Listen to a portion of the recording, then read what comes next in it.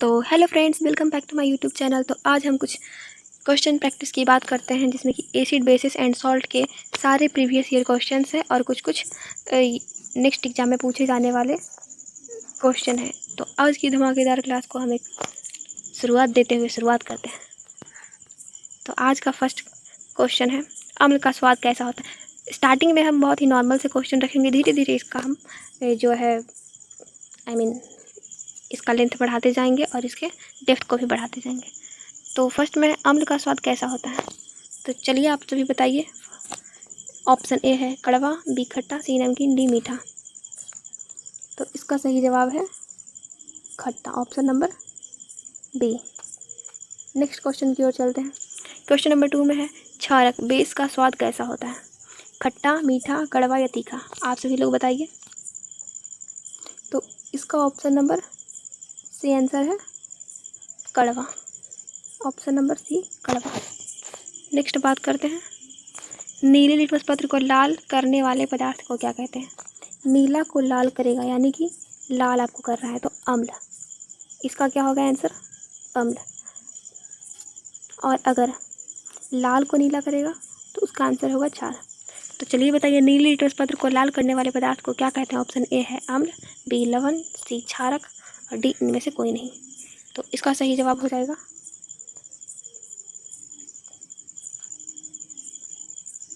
इसका सही जवाब हो जाएगा ऑप्शन नंबर ए अम्ल। अब नेक्स्ट हम बात करते हैं, लाल लिटमस पत्र को नीला करने वाले पदार्थ को क्या कहते हैं। तो इसका जवाब आप लोग कमेंट बॉक्स में दीजिएगा। नेक्स्ट हम बात करते हैं, अम्ल जल में घुलकर कौन सा आयन प्रदान करते हैं। Option number A OH minus ion, B H plus ion, C Cl minus ion, D O2 minus ion. तो इसका सही जवाब होगा H plus ion, option number B. अब नेक्स्ट हम बात करते हैं, क्षारक जल में घुलनशील होकर कौन सा आयन प्रदान करते हैं। ऑप्शन नंबर ए है H plus ion, B H3O plus ion, C OH negative ion, D इनमें से कोई नहीं। तो इसका सही जवाब हो जाएगा option number C OH negative ion. जल में घुलनशील क्षारक को क्या कहा जाता है। अम्ल, क्षार, लवण या संक्षारक। Acid, alkali, salt and D संक्षारक। तो इसको क्या बोलेंगे, इसका सही जवाब हो जाएगा alkali, option number B. Next question की ओर चलते हैं, निम्नलिखित में से कौन सा एक प्राकृतिक सूचक है। मिथाइल ऑरेंज, फिनोल्फथैलीन, लिटमस, इनमें से कोई नहीं। तो इसका सही जवाब होगा लिटमस। और ये जो दोनों है मिथाइल ऑरेंज और ये फिनोल्फथैलीन, ये दोनों है आर्टिफिशियल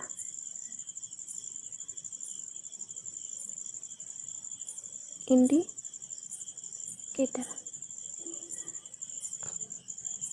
अब नेक्स्ट बात करते हैं, फिनोल्फथैलीन क्षारीय विलयन में कौन सा रंग देता है।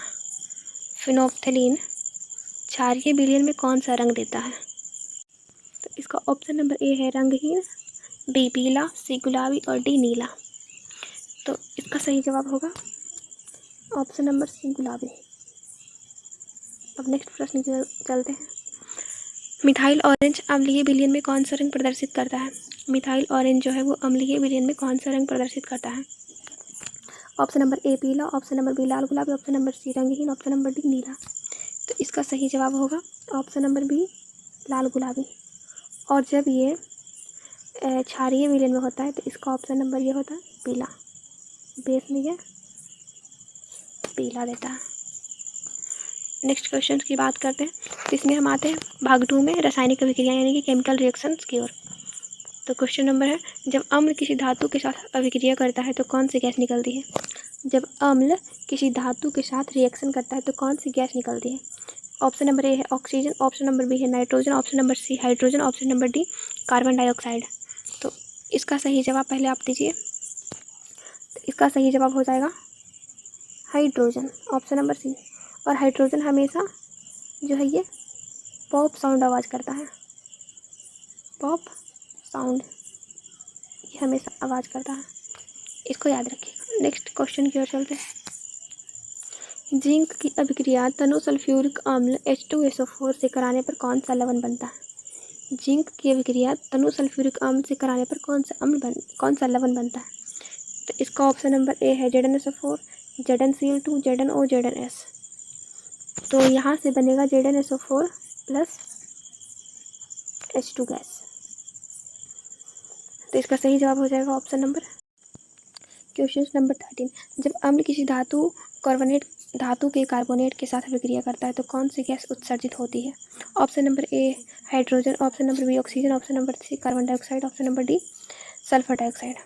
तो इसका सही जवाब हो जाएगा friends option number C CO2।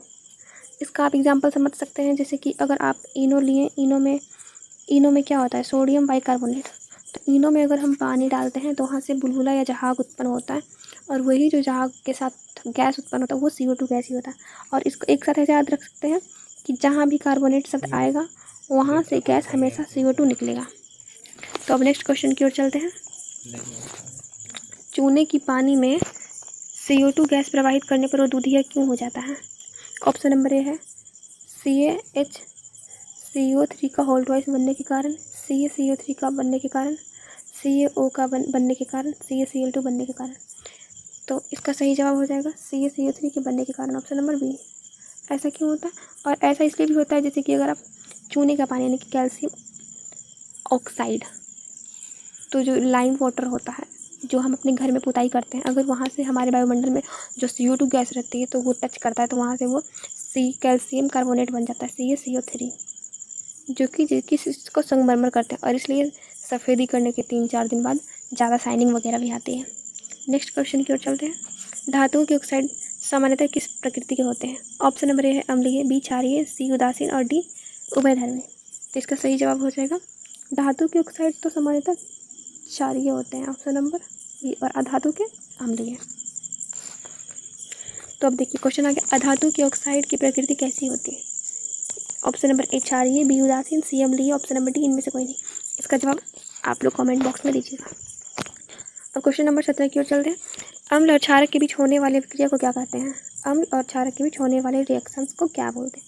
Option number A है संयोजन अभिक्रिया, ऑप्शन नंबर बी है उदासीनीकरण अभिक्रिया, ऑप्शन नंबर सी है अपघटन अभिक्रिया, ऑप्शन नंबर डी विस्थापन अभिक्रिया। तो इसका सही जवाब हो जाएगा ऑप्शन नंबर बी न्यूट्रलाइजेशन अभिक्रिया। नेक्स्ट क्वेश्चन की ओर चलते हैं। उदासीनीकरण अभिक्रिया के फलस्वरूप क्या उत्पाद बनते हैं? उदासीनीकरण अभिक्रिया के स्वरूप क्या उत्पाद बनते हैं? ऑप्शन नंबर ए केवल लवण, ऑप्शन नंबर बी केवल अम्ल और लवण, ऑप्शन नंबर सी लवण और जल, ऑप्शन नंबर डी क्षारक और जल। तो इसका सही जवाब हो जाएगा ऑप्शन नंबर सी लवण और जल। इसको एक्सप्लेन कर सकते हैं, जब एसिड और बेस का रिएक्शन होता है तो यहाँ से हमेशा सॉल्ट प्लस H2O बनता है।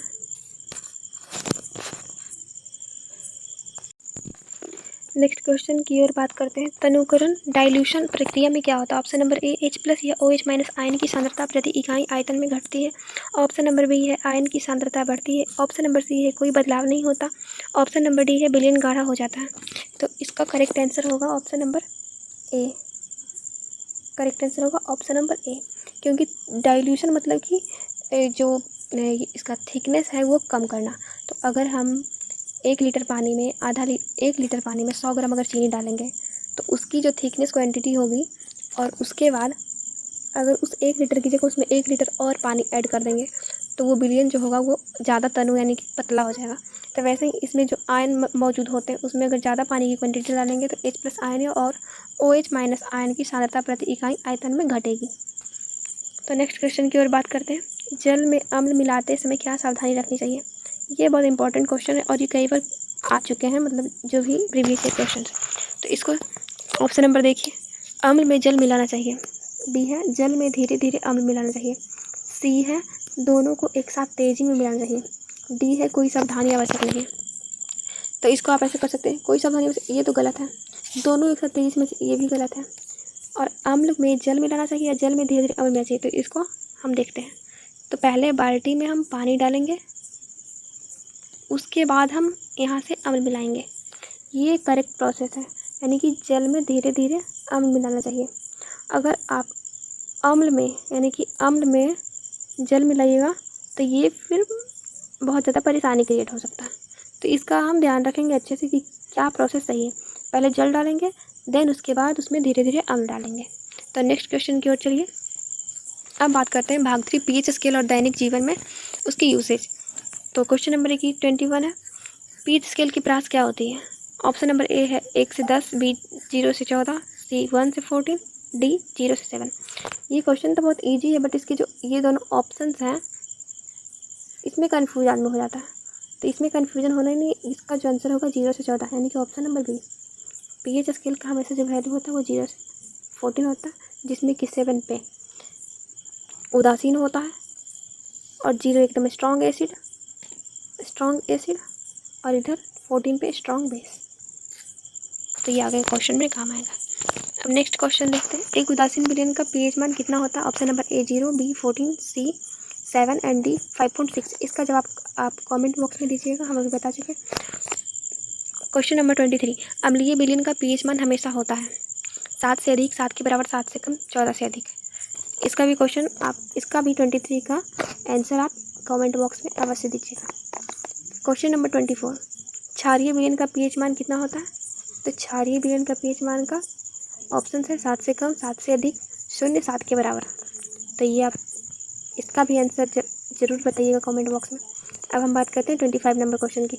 हमारे शरीर का जो पीएच मान किस परास के बीच कार्य करता है? ऑप्शन नंबर है 6 से 6.8, ऑप्शन नंबर बी है 7 से 7.8, ऑप्शन नंबर सी है 5 से 5.8, ऑप्शन नंबर डी है 8 से 8.8। तो हमारे जो शरीर का पीएच है वो एकदम स्लाइटली बेसिक रहता है, स्लाइटली बेसिक। तो एसिड तो होगा नहीं, ये कट जाएगा, ये भी कट जाएगा। अब स्लाइटली बेसिक है यानी कि ये भी कट जाएगा। तो ऑप्शन नंबर बी इसका करेक्ट आंसर है। नेक्स्ट क्वेश्चन की ओर हम चलते हैं। क्वेश्चन नंबर 26 में बोल रहा है, अम्लीय वर्षा जो एसिड रेन है तब होती है जब वर्षा के जल का पीएच मान 7 से कम हो जाता है, 5.6 से कम हो जाता है, 6.5 से अधिक हो जाता है, 8.2 हो जाता है। तो एसिड रेन अगर ये बोल रहा है तो एसिड 7 से नीचे होता है, तो 8.2 तो होगा नहीं, ये 7 भी नहीं होगा क्योंकि इसका फिक्स नहीं दिया। आई मीन इसका तो 7 दिया है लेकिन ये ज़्यादा। इसका सही जवाब होगा, आप ऐसे तो बता चुके हैं बी और सी में, ऐसे आप कुछ देर के लिए सोचते कि ये बी होगा या सी, तो इसका सही जवाब होगा बी, 5.6। नेक्स्ट क्वेश्चन की ओर चलते हैं। 27, मुंह में दांतों का क्षय जो टूथ डीके होता है वो कब शुरू हो जाता है? तो टूथ डीके होता है जब वो अम्लीय होता है। तो इसका ऑप्शन नंबर ए है जब मुंह का पीएच 7 से अधिक हो, जब मुंह का पीएच 5.5 से कम हो जाए, जब मुंह का पीएच 6.5 हो, जब मुंह का पीएच उदासीन हो। तो ये टूथ डीके होता है जब अम्लीय हो जाते। इसका ऑप्शन कट करते हैं। मुंह का पीएच उदासीन हो, ये तो होगा नहीं। 7 से अधिक हो तो ये क्षारीय हो जाएगा, वो तो होगा नहीं। अब आप इन दोनों ऑप्शन में पहले बताइए, देन उसके बाद हम बताते हैं। तो इसका सही जवाब होगा option number B. Option number B is the correct answer. अब नेक्स्ट क्वेश्चन की ओर बात करते हैं। अपच जो इनडाइजेशन होता है के उपचार के लिए किस प्रकार की मेडिसिन का उपयोग किया जाता है? यानी इनडाइजेशन अपच में कौन सी औषधि का उपयोग किया जाता है? ऑप्शन नंबर है एंटीबायोटिक, बी है एंटासिड, सी है एस्पिरिन, डी है एंटीसेप्टिक। तो इसका जो करेक्ट आंसर है वो होगा एंटासिड, यानी कि एसिड को काटने वाला एंटासिड। नेक्स्ट क्वेश्चन की ओर चलते हैं। क्वेश्चन नंबर 29, निम्नलिखित में से कौन सा एक प्रसिद्ध एंटासिड है?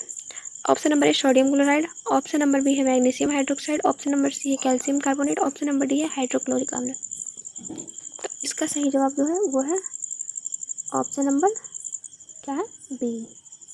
Option number B. इसका फॉर्मूला क्या होता है मैग्नीशियम हाइड्रोक्साइड का? MgOH2।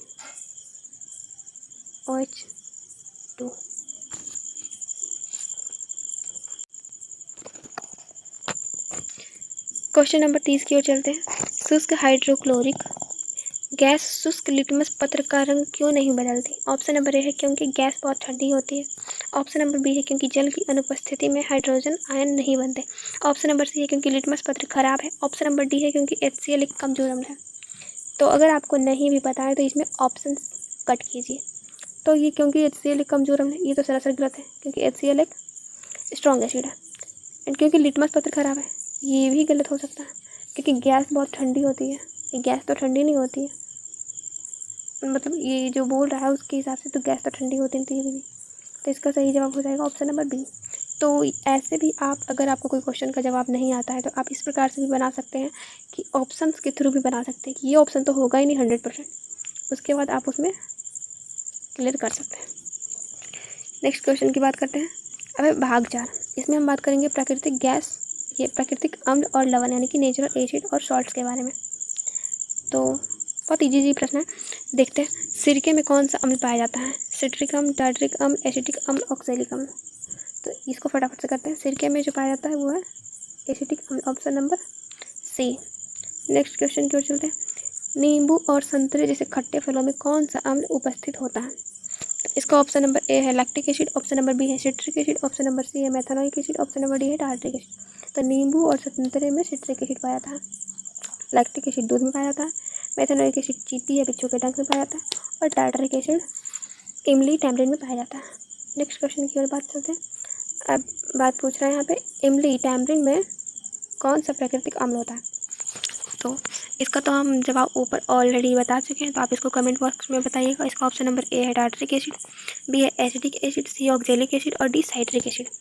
नेक्स्ट क्वेश्चन की ओर चलते हैं। दही या खट्टे दूध में कौन सा अम्ल पाया जाता है? Citric acid, lactic acid, methanoic acid, oxalic acid. तो हम इसको 3-4 बार में याद करवा देते हैं। सिट्रिक एसिड तो पाया जाता है किस चीज़ में? नींबू और संतरा में। लैक्टिक एसिड खट्टे दूध में या दही में। मेथनोइक एसिड चींटी के डंक में। ऑक्जेलिक एसिड टमाटर और पालक में। तो इसका सही जवाब हो जाएगा लैक्टिक एसिड। Question number 35। चींटी के डंक या नेटल के पत्ते के डंक में कौन सा अम्ल होता है जिसके कारण जलन होती है? ए है एसिटिक अम्ल, टार्टरिक अम्ल, मेथनोइक अम्ल और मेथनोइक अम्ल या फॉर्मिक अम्ल, डी सल्फ्यूरिक अम्ल। तो इसका सही जवाब हो जाएगा ऑप्शन नंबर सी मेथनोइक अम्ल या फॉर्मिक अम्ल। एसिटिक अम्ल सिरका में पाया जाता है, सल्फ्यूरिक अम्ल को ऑयल ऑफ विट्रोल बोलते हैं, इसको बैटरी एसिड बोलते हैं, एंड इमली में टार्टरिक एसिड। नेक्स्ट क्वेश्चन की ओर बात करते हैं। टमाटर में मुख्य रूप से कौन सा कार्बनिक अम्ल पाया जाता है? तो इसका सही जवाब हो जाएगा ऑक्जेलिक अम्ल। अब तैयार हो गया होगा। क्वेश्चन नंबर 37 है। साधारण नमक का रासायनिक सूत्र और नाम क्या है? ऑप्शन नंबर ए है सोडियम कार्बोनेट, बी है सोडियम क्लोराइड, सी है सोडियम हाइड्रोक्साइड, डी है कैल्शियम क्लोराइड। तो इसका सही जवाब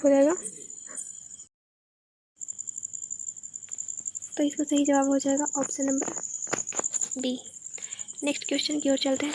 सोडियम हाइड्रोक्साइड NaOH के उत्पादन की प्रक्रिया को क्या कहा जाता है? ऑप्शन नंबर ए है क्लोर क्षार प्रक्रिया, बी हैवर प्रक्रिया, सी सॉल्वे प्रक्रिया, डी भर्जन। तो इसका सही जवाब है ऑप्शन नंबर ए क्लोर क्षार अभिक्रिया। क्लोर क्षार अभिक्रिया में क्या होता है कि ये जो NaCl है उस पर क्लोरीन गैस मतलब डाला जाता है, तो वहाँ से क्लोर के रूप में क्लोरीन बनता है और क्षार के रूप में सोडियम हाइड्रोक्साइड बनता है, इसलिए इसको क्लोर क्षार प्रक्रिया बोला जाता है। नेक्स्ट क्वेश्चन की ओर बात करते हैं। क्लोर क्षार प्रक्रिया में एनोड पर कौन सी गैस मुक्त होती है? तो एनोड पर जो गैस मुक्त होती है उसको बोलते हैं क्लोरीन गैस, यानी कि नेगेटिव वाले पे क्लोरीन गैस मुक्त होती है, option number C. Next question की ओर चलते हैं। क्लोर क्षार प्रक्रिया में कैथोड पर कौन सी गैस निकलती है? ऑप्शन नंबर ए है क्लोरीन, बी हाइड्रोजन, सी ऑक्सीजन और डी CO2। तो इसका सही जवाब हो जाएगा हाइड्रोजन गैस। इसमें जो कैथोड पर निकलती है वो निकलती है हाइड्रोजन गैस, और जो एनोड पर निकलती है वो निकलती है क्लोरीन गैस। अब आपसे एक क्वेश्चन ये है कि जो ये हाइड्रोजन गैस है वो किस साउंड में आवाज़ करता है? कमेंट बॉक्स में क्वेश्चन नंबर 40 करके ज़रूर आंसर बताइएगा। नेक्स्ट क्वेश्चन की ओर चलते हैं। अब भाग 5 की ओर चलते हैं। महत्वपूर्ण रसायन और उसके सूत्र, important chemical and their formula. तो क्वेश्चन नंबर 41 की ओर चलते हैं। ब्लीचिंग पाउडर जिसको कि विरंजक चूर्ण बोलते हैं उसका रासायनिक सूत्र क्या है? CaCO3, CaOCl2, CaOH2, CaSO4। तो इसका सही जवाब हो जाएगा CaOCl2, option number B. CaCO3 calcium carbonate, CaOH2 calcium hydroxide, CaSO4 calcium sulphate. Next question की ओर चलते हैं। विरंजक चूर्ण का निर्माण शुष्क बुझे हुए चूने पर किस गैस की प्रक्रिया से होता है? विरंजक चूर्ण जो है उसका निर्माण शुष्क बुझे हुए चूने पर किस गैस की क्रिया से होता है? तो इसका ऑप्शन नंबर है CO2, ऑप्शन नंबर बी है O2, ऑप्शन नंबर सी है Cl2, ऑप्शन नंबर डी है N2। तो इसका सही जवाब हो जाएगा option number C, chlorine gas. Next question की ओर चलते हैं। बेकिंग सोडा, जिसको कि खाने वाला सोडा बोलते हैं, इसका रासायनिक नाम क्या होता है? Sodium carbonate, sodium hydrogen carbonate, calcium carbonate, sodium hydroxide. तो इसका सही जवाब हो जाएगा सोडियम हाइड्रोजन कार्बोनेट, जिसको कि सोडियम बाइकार्बोनेट भी बोलते हैं, NaHCO3। नेक्स्ट क्वेश्चन की ओर चलते हैं। बेकिंग सोडा का सही रासायनिक सूत्र चुनिए। Na2CO3, NaHCO3, NaOH, NaCl। तो बेकिंग सोडा यानी खाने वाला सोडा, उसको बोलते हैं सोडियम बाइकार्बोनेट या तो सोडियम हाइड्रोजन कार्बोनेट। तो इसका सही जवाब हो जाएगा ऑप्शन नंबर बी।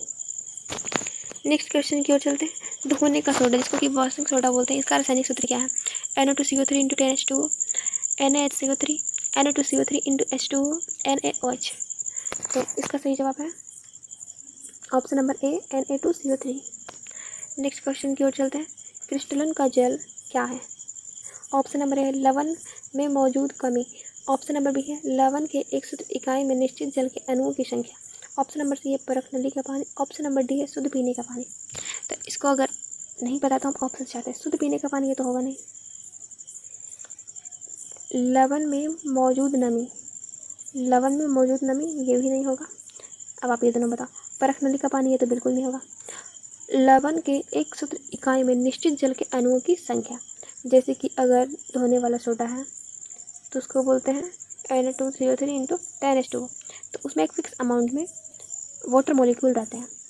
तो अब नेक्स्ट क्वेश्चन की ओर बात करते हैं। कॉपर सल्फेट के क्रिस्टल का रंग कैसा होता है? कॉपर सल्फेट के क्रिस्टल का कलर कैसा होता है? ऑप्शन नंबर ए है हरा, बी सफ़ेद, सी नीला और डी पीला। तो इसका सही जवाब है ऑप्शन नंबर सी नीला, ऑप्शन नंबर सी नीला। जब कॉपर सल्फेट के ये क्रिस्टल यानी कि CuSO4 × 5H2O को आप गर्म कीजिएगा तो इससे जो अगर वाटर मॉलिक्यूल उड़ गए तो इसका कलर वाइट हो जाता है। CuSO4 को ही ब्लू विट्रियोल भी बोला जाता है।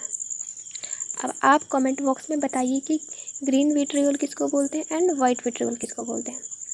हम दो बताते हैं, एक G10SO4 है और एक का आप खुद बता के लगेगा। नेक्स्ट क्वेश्चन की ओर चलते हैं। प्लास्टर ऑफ पेरिस POP का रासायनिक सूत्र क्या है? CaSO4 × 2H2O, CaSO4 × 1/2H2O, CaSO4 × H2O, CaCO3। तो प्लास्टर ऑफ पेरिस जो होता है ये जिप्सम को 100 से 120 डिग्री सेल्सियस पर गर्म करने पर प्राप्त होता है। यह 373 केल्विन पर गर्म करने पर प्राप्त होता है। तो जो जिप्सम होता है उसका फार्मूला तो ये होता है जिप्सम का, ये है जिप्सम का, और इसमें से जब हाफ मॉलिक्यूल वाटर के बचते हैं तो ये बन जाता है POP, जिसको कि प्लास्टर ऑफ पेरिस बोलते हैं। अब नेक्स्ट क्वेश्चन की ओर चलते हैं। जिप्सम को किस तापमान पर गर्म करने पर प्लास्टर ऑफ पेरिस बनता है? 100 डिग्री सेल्सियस से 373 केल्विन, 0 डिग्री सेल्सियस से 273 केल्विन, 200 डिग्री सेल्सियस या 50 डिग्री सेल्सियस। तो इसका जवाब आप कमेंट को बॉक्स में अवश्य बताइए। और नेक्स्ट बात करते हैं, आज का आखिरी प्रश्न है जो क्वेश्चन नंबर 50 है। खिलौने बनाने और टूटी हड्डियों को सही जगह पर स्थिर करने के लिए किसका उपयोग किया जाता है? ऑप्शन नंबर ए है baking soda, B bleaching powder, C plaster of Paris और डी धोने का सोडा। तो इसका सही जवाब हो जाएगा POP यानी कि प्लास्टर ऑफ पेरिस।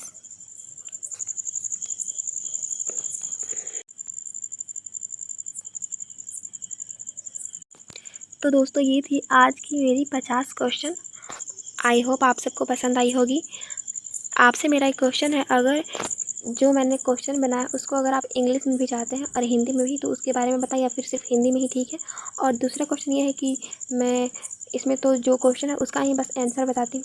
अगर आप इसमें और भी ऐड करना चाहते हैं पॉइंट, मतलब ताकि मैं करूँ और थोड़ा सा डिटेल्ड एक्सप्लेनेशन करूँ, तो उसके लिए आप ज़रूर मेरे चैनल के कमेंट बॉक्स में अपना जो भी राय है वो छोड़िए। और आई होप आप सबको ये सेशन पसंद आया होगा। जो क्वेश्चन आपसे नहीं बना होगा या फिर नहीं बन पाया होगा उसको आप दोबारा ज़रूर देखिए, तिबारा ज़रूर देखिए, वो ज़रूर याद हो जाएगा। और आपके आज 50 में से कितने स्कोर आए वो ज़रूर बताएं। तो चलिए अब नेक्स्ट वीडियो में हम मिलते हैं किसी एक अच्छे और धमाकेदार वीडियो प्रश्न के साथ। तो जब तक के लिए बाय और राधे राधे आप सभी को।